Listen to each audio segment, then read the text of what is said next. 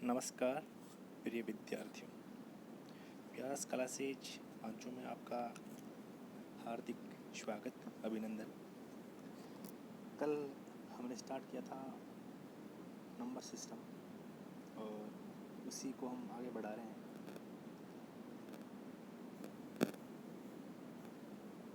आपने जो कल पढ़ा उसका रिवीजन करते रहना। कल हमने प्राकृत संख्या, पूर्ण संख्या, पूर्णांक संख्या, वास्तविक संख्या, परिमेय संख्या, वास्तविक नहीं पढ़ा, परिमेय संख्या यहाँ तक पढ़ लिया था।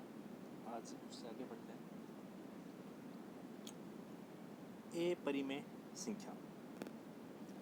हमने कल परिमेय संख्या पढ़ा था कि ऐसी संख्या जो p भाग q के रूप में हो और p और q जहाँ पे क्या है, पूर्णांक है और q का मान not equal to 0, q not equal to 0। ये भी बताया था कि q का मान 0 क्यों नहीं हो सकता, क्योंकि अगर q का मान 0 कर देंगे तो इसका मान हो जाएगा इतना अनंत, और अनंत एक निर्धारित संख्या है। ठीक है, तो ए परिमेय संख्या वे संख्याएं जो परिमेय संख्या नहीं है। जो परिमेय संख्या नहीं है वो कौन सी होती है? ए परिमेय संख्या। ए परिमेय संख्या का 10th क्लास में एक सवाल 100% आता है।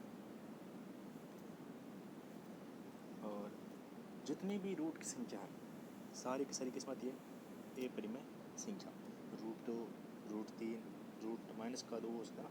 एक बात ध्यान रखना, माइनस रूट 2,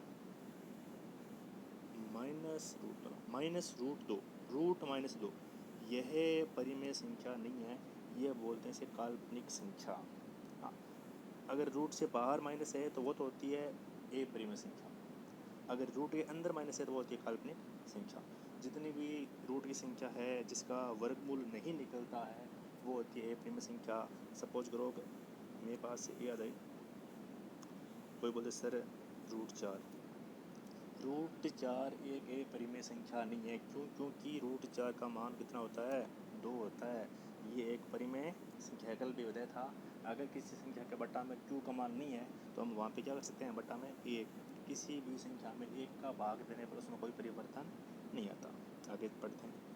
एक बात ध्यान रखनी स्पेशल इसमें कि पाई भी एक ए परिमेय संख्या है, परंतु पाई का मान तो कितना होता है? 22/7। ये अपवाद है, याद रखना। पाई का मान तो 22/7 होता है, पी और क्यू का मान है ये। फिर भी पाई एक ए परिमेय संख्या है, रीजन ये एक अपवाद है। उसके बाद में वास्तविक संख्या कल भी पढ़ा था हमने, है ना। इसका इंग्लिश नाम होता है रियल नंबर। इसको आर से डोनेट करते हैं, लिखते हैं आर से। परिमेय और ए परिमेय संख्याओं के समुच्चय को ही वास्तविक संख्या कहते हैं। मतलब परिमेय और ए परिमेय संख्या मिलकर के वास्तविक संख्या बनती है। जितनी भी संख्याएं हैं सारी की सारी वास्तविक संख्या है, चाहे वो प्लस की हो, चाहे माइनस की हो, चाहे रूट की हो, चाहे और हो। इतना ही ध्यान रखना है। अगर रूट के अंदर क्या ध्यान रखना है, अगर रूट के अंदर माइनस में है तो वो वास्तविक संख्या नहीं है, उसे बोलते हैं अवास्तविक या काल्पनिक, इमेजिनरी नंबर। बाकी सारी संख्या कौन सी होती है? वास्तविक। उसके बाद में पढ़ते हैं दशमलव भिन्न। दशमलव का आप जानते हो, भिन्न का मतलब होता है अंश बटा हर, है ना। भिन्न क्या होता है? अंश बटा हर। यहाँ पर भी वही नियम है, हर का मान नॉट इक्वल टू 0। हर का मान भी 0 नहीं हो सकता। अगर हर का मान 0 करेंगे तो इस भिन्न का मान कितना आ जाएगा? अनंत। और अनंत एक निर्धारित संख्या है। उसके बाद में दशमलव भिन्न। दशमलव होता है, इस बिंदु को बोलते हैं दशमलव। ये बोलता है अगर आपके हर का मान 10 या 10 का गुणज है, मतलब 10, 100, 1000, 10,000, लाख, 10 लाख, तो वो किस में आएगा? दशमलव। मतलब इसमें बोल रहा है कि 7/10। इसका मतलब क्या हो गया? बट्टा में 1 0 है, मतलब एक अंक छोड़ के क्या लगाना है? 0.7। ये क्या हो गया? दशमलव भिन्न। अब जहाँ जैसे जैसे इसमें बट्टा में 10 का गुणन बढ़ता जाएगा वैसे वैसे पॉइंट आगे लगता जाएगा। फिर है ए त्रिभाज्य संख्या। हाँ, क्या है? ए त्रिभाज्य संख्या। इससे बोलते हैं सह अभाज्य संख्या। इसके एक और क्या नाम है? सह अभाज्य, सह अभाज्य संख्या। क्या होती है सह अभाज्य संख्या? या ए त्रिभाज्य संख्या, तो वह 3 प्राकृत संख्याएं जिनका महत्तम समापरिवर्तक 1 होता है। सॉरी, ये थोड़ा अलग है। हम जो पढ़ रहे हैं वो है सहअभाज्य संख्या, जिसमें दो संख्याओं का अतिशय का मान कितना होता है? 1। दो संख्याओं के अतिशय का मान कितना होता है? 1। उसे बोलते हैं सहअभाज्य संख्या। अच्छा, मतलब महत्तम समापरिवर्तक। और यह है कौन सा? त्रिभाज्य संख्या। ए त्रिभाज्य संख्या मतलब जिसमें 3 संख्याओं का अतिशय कितना होगा? 1 होगा।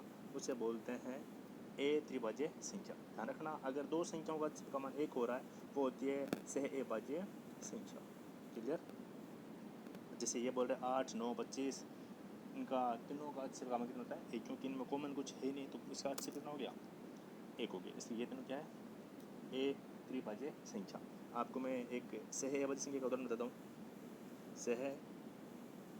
सहअभाज्य संख्या का उदाहरण 2 और 3, 5 और 6। 2 और 3 में कॉमन क्या रहा है? 1, इसलिए 2 और 3 क्या है? सहअभाज्य संख्या। 5 और 6 में भी कॉमन कितना आ रहा है? 1, मतलब दोनों में कोई पार्ट एक दूसरे में आ ही नहीं रहा है, इसलिए इनका भी अतिशय कितना? 1। ये दोनों क्या है? सहअभाज्य संख्या। क्लियर नहीं हो तो आप वीडियो को वापस देख लें या कमेंट बॉक्स में कमेंट करें, मैं आपकी समस्या का समाधान ज़रूर दूंगा। आगे बढ़ते हैं। अब जो है वो बहुत ज़्यादा इम्पोर्टेंट है। सबसे पहले ये बोल रहा है कि 100 तक की अभाज्य संख्या। पहले अभाज्य क्या होती है? कल हमने पढ़ा था कि जिस संख्या में खुद का और मतलब स्वयं का और एक का भाग जाता है और किसी का भाग नहीं जाता, वो अभाज्य संख्या। तो 2 सबसे छोटी अभाज्य संख्या कौन सी है? 2 है। ध्यान रखना, 2, 3, 5, 7, 11, 13, 17, 19, 23, 29, 31, 37, 41, 43, 47, 53, 59, 61, 67, 71, 73, 79, 83, 89, 97, कुल 25 संख्या है। माइंड में इतना सेट रखना कि 1 से 100 तक कितनी अभाज्य संख्या है? तो कितनी है टोटल? 25। और कौन कौन सी है वो ध्यान रखना। एक बात मैंने कल भी बोली थी, वापस बोल रहा हूँ, अभाज्य संख्या किसी के बारे में नहीं आती। आप यहाँ छुटा के देख लो, 31 किसी के बारे में आता है? 67 किसी के बारे में आता है? ये जो भी संख्या है वो किसी के बारे में नहीं आती, वो होती है कौन सी? अभाज्य संख्या। उससे आगे अब जो जितना भी ये सारा का सारा नोट में डाल रखा है वो सब इम्पोर्टेंट है।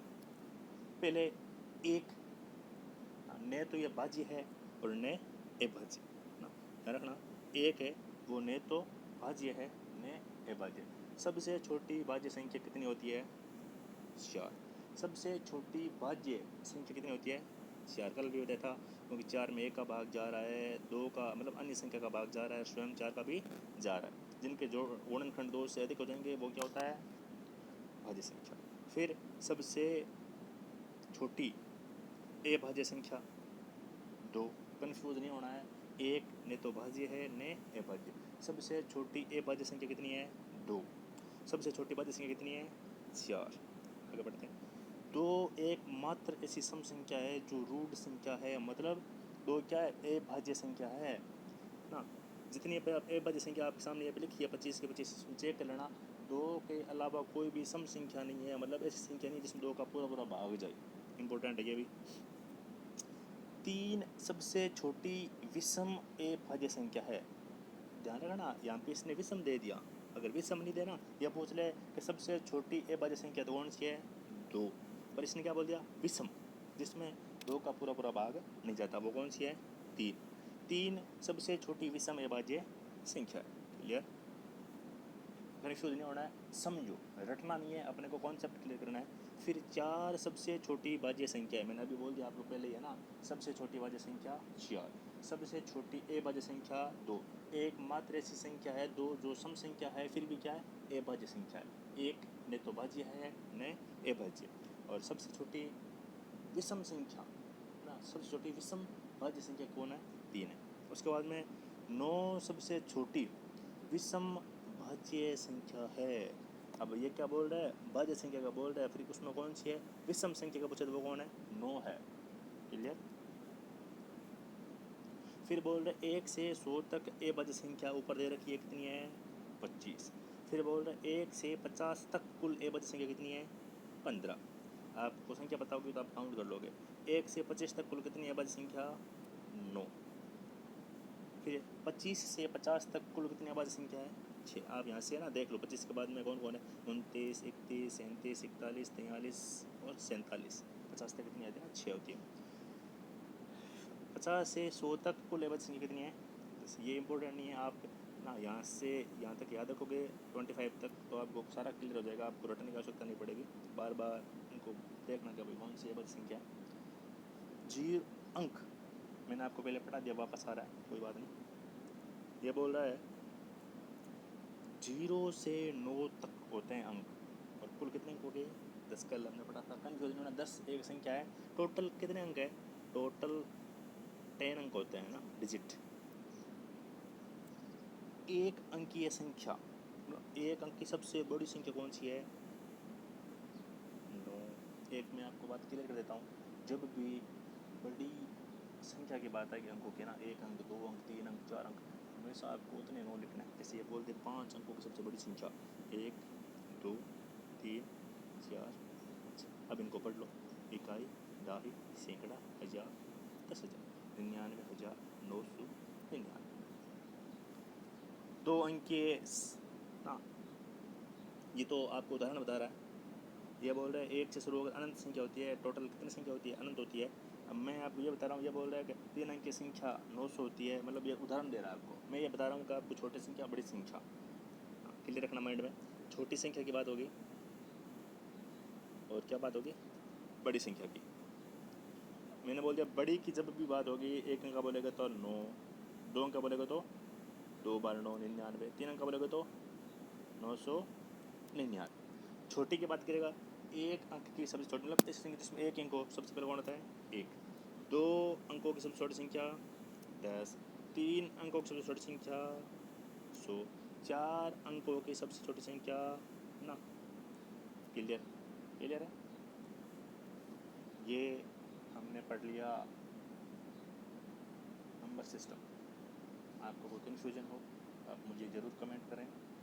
व्यास क्लासेज चैनल को लाइक करें, शेयर करें, सब्सक्राइब करें और कल पढ़ते हैं नया टॉपिक।